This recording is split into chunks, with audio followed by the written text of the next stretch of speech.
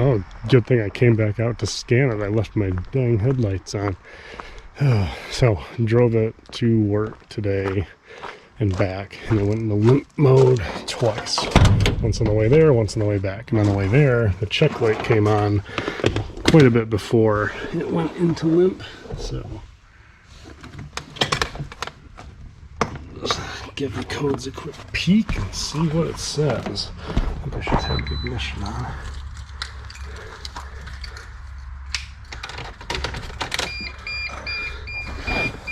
Yeah, we'll see what came back. Oh, you really can't see that at all on the camera, I don't think. Doesn't matter. We'll scan it, we'll talk about it. Okay, so the pedal one's back. Throttle pedal position, sensor switch A, circuit high. Alright, it's my kind of evening. So, I'm going to pull that thing up here, and we're going to see if we can get a flashlight out and look around at boost hoses, things like that, figure out where this low boost thingy is coming from, and then maybe I'll hook up that OBD2 scanner again, even though it's just a generic one, and see what kind of live data it can read. Alright, so I started poking around a little bit. I got a little bit of drizzle in the overhang, but it's not too bad. And like the hoses really look pretty good. I didn't see any cracks or anything on there, but look down here. See that guy? The dude or lady, whatever you prefer. Ooh. There's not really a good spot. Let's see if I can find a good spot for this light. Well, just getting rid of the tripod should work. So that sensor, see, it's all, maybe that wasn't the greatest, but right there, it's all oily, and it looks like it's got two clips, one for each side, and this clip's missing. So there's nothing that should be getting oil on this, so it must be leaking. If I take that off. Yeah, I bet whatever sensor this is leaking, and I bet it's supposed to have an arm on this side that holds it in, because when I hit here it unclips and it comes out. That looks like a temperature sensor to me. It's definitely not pressure. This is probably pressure. Oh wait, what's that? Yeah, that goes into a tube there. So I think if I get a new one of these guys that has both sides to hold it in place, that's going to be our boost lead. So well, it doesn't matter. We're not going to drive it until we put it back, until we get the new one. Although we might put it back in its parking spot. But yeah, for sure, that's going to be a boost leak. It might not be the be-all, end-all, but I think it will be, because it really doesn't take much to set that ECU off. It sees a lot more than we do. All right, got a air temperature sensor, and the kid's driving the wife bonkers, so I'm gonna throw it in. We'll do a little test drive. He likes van rides. Also gonna get his car seat. Okay, so this should be super straightforward. So, it came out without me even pushing on that clip. All right, new one. Calm down, kid. It's all right. We gotta put the sensor on before you can go for a ride. Oh wow.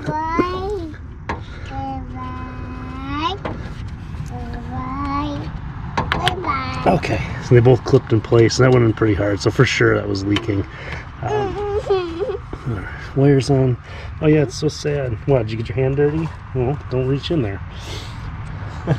Alright, it says car seat up, clear the codes, go for a test drive.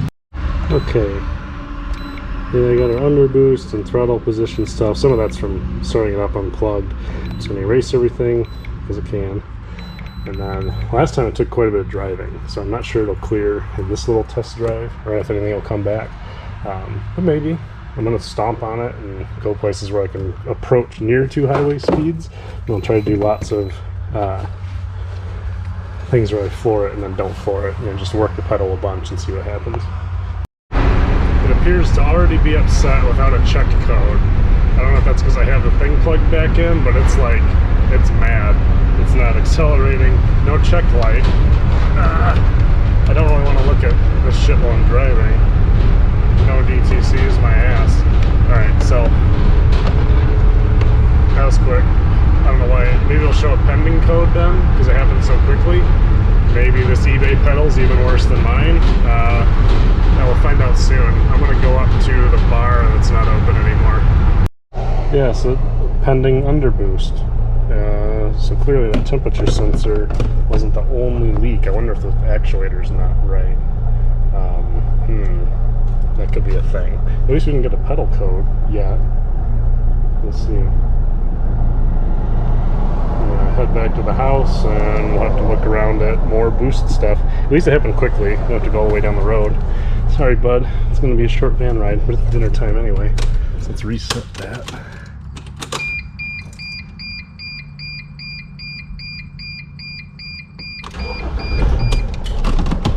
Get our ass back home. To be honest, right now something smells like it's on fire. Like that electric, rubbery, burning smell.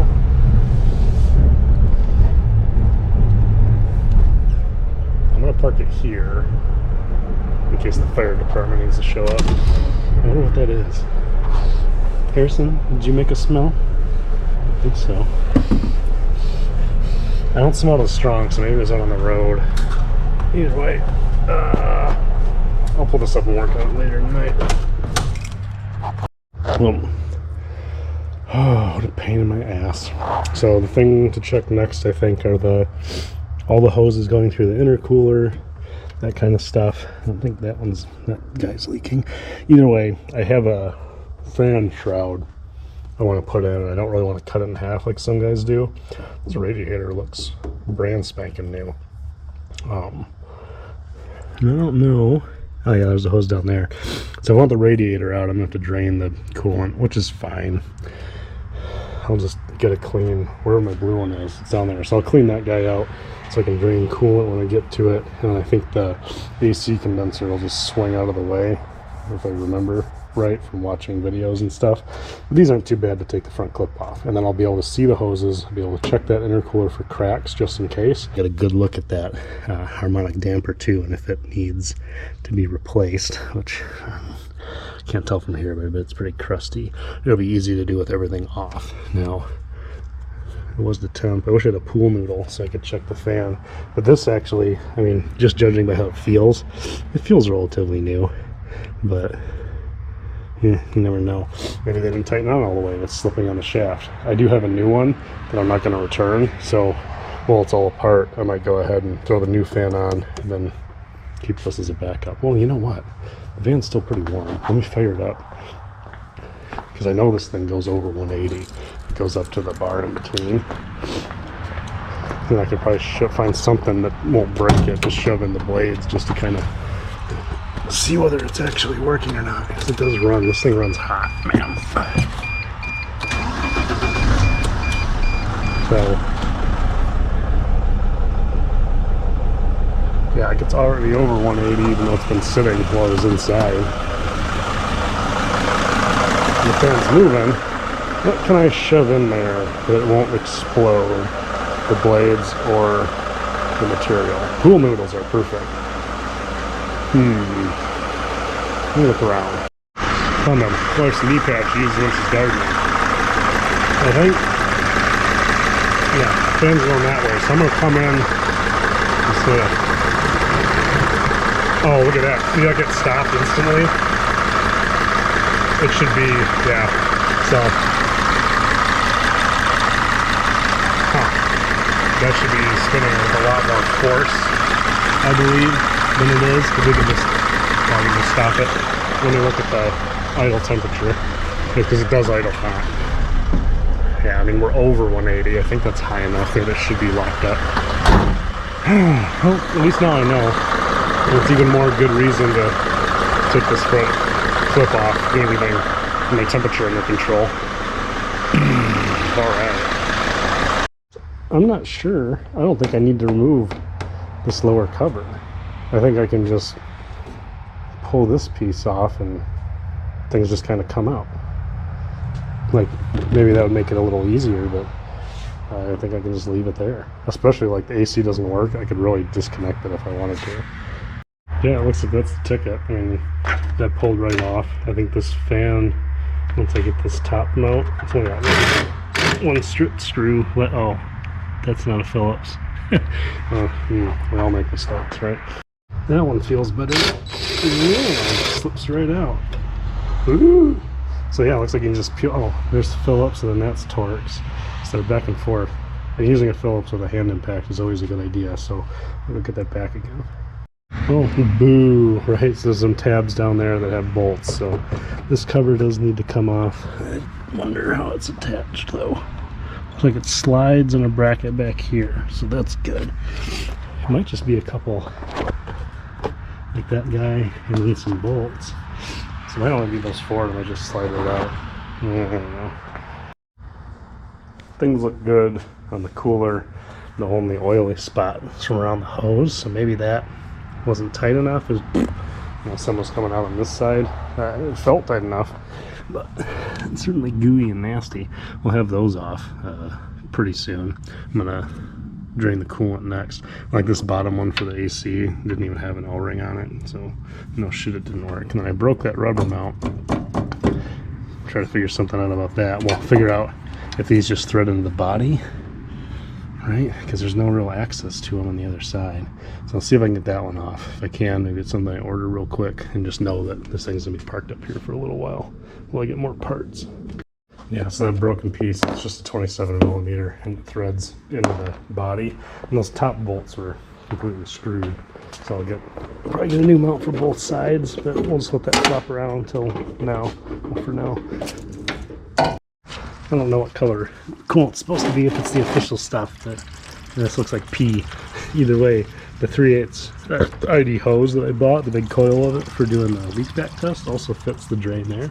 There's a little screw on the back you can have with a flathead screwdriver and then just open it with your fingers. So it won't be long, radiator will be out. You'll be able to see it in all its glory. Almost there. Got fluid out. Hoses on that side are off. On this side, I think if I pull the transmission cooler lines, fluid should be drained into the transmission already. I don't think there'll be any in here, but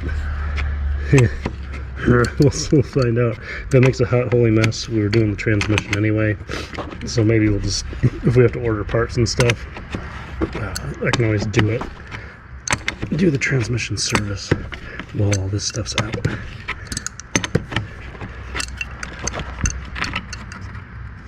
That seems good enough. If this pees everywhere, I'll tell everyone about it. Oh, not a ton there, but a little bit. And it's, oh, that radiator hose is loose as shit. I don't remember loosening that. Maybe it's just because it got this perfectly colored transmission fluid on it. So I think, yeah, we'll do the trans service before we put this thing on the road again, because it's certainly going to need it. And like I said, there's going to be just a couple little knick-knack parts I think I'm going to order for quality of life, and then, yeah, we'll hopefully find a like a definitive boost leak. That would sure be nice. We'll do a fan clutch, and I bet I'm going to need a harmonic balancer, because you don't want those separating, and if it looks like it's old and crusty, we'll replace it while it's apart. It's the right thing to do. I should probably just do it anyway, so I never have to touch the damn thing. Alright, so one more hose and hold the radiator out. Alright, fan clutch is an 8mm hex. I have it on good authority that it's not reverse thread, so fingers crossed. Yeah, came right off. Easy. Ooh. So that's not torqued right. What can happen is that this collar just slips inside there, right? And so it simulates having a bad fan. But we looked down in and I could see, well, I couldn't see that it was spinning, but I think it's pooped. So, and I got a new one anyway, so why not put a new one in? All right, let's look at this harmonic balancer. Where's my light? I think these have a date on them. At least my buddy said they do. So, Dominic, I hope you're right. But this one looks like it's never been replaced. And there's no writing on it because it's all crumbled. Maybe it's underneath this. Ew. It's just stuff. And it's nasty. But, well, so in here where the rubber is, that looks okay. But it's clearly, I think this is clearly the original. And that we should probably replace it. It'd be smart to replace it. I try to do smart things once in a while. So maybe we do commit. We get a pulley on the way. Just take our time doing the rest of the fun stuff. Why is that so shiny? Those aren't that shiny. It's not a new alternator. Hope it's not slipping and polishing it.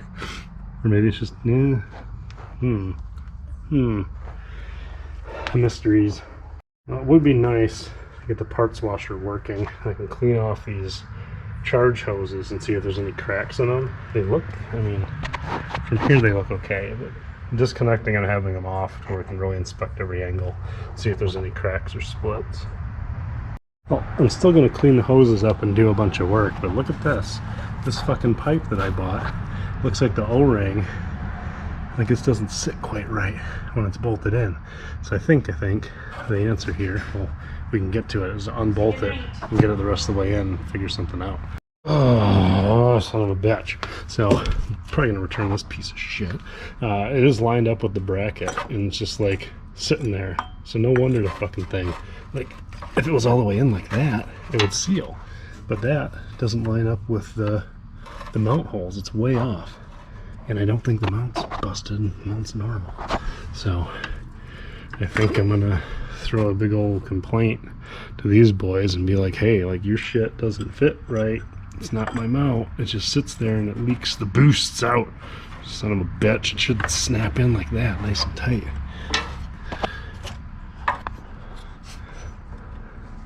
Oh, well that upper bolt lines up.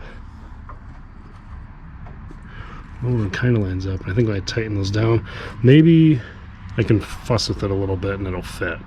I'll try it and we'll come back. So it doesn't seem like I can get that thing to fit quite right.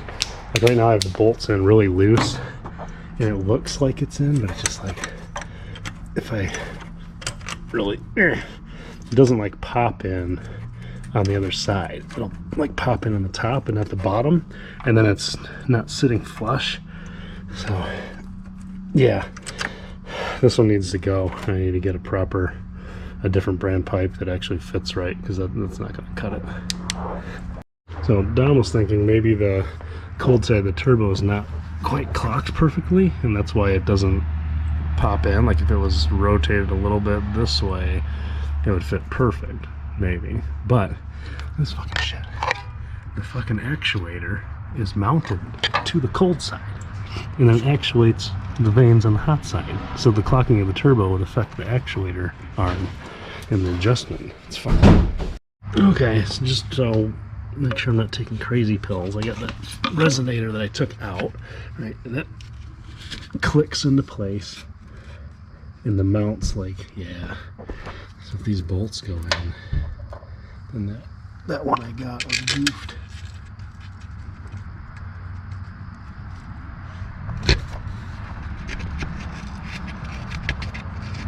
Yeah, let's start threading in great, and it's like in there nice and it's in there deep. So that tube I got, and surprisingly it's from MOAR Parts San Diego. So you know, they supposedly have all the good stuff. So maybe this one just got welded funny. I doubt they're welding them there in San Diego's, but you never know. All right, so since that fit so well, like yeah, sure it has a little bit of bendy to it, but I don't think that much. We'll see if MOAR Parts wants to swap one out, or if I can just return that one, because that was $100, and I ordered one on Amazon for like 20.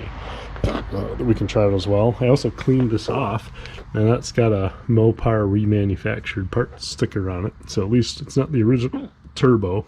Looking at this though, it's probably the original damper, and while I can't necessarily peel that thing off and it seems okay, I just know better. I'm gonna order the kit from Million Mile Sprinter that has the flywheel holding thingy, right, and do it all correct. So we'll go ahead and replace this, and then, you know, for replacing that, maybe we replace this serpentine and this becomes our spare serpentine since it's coming off.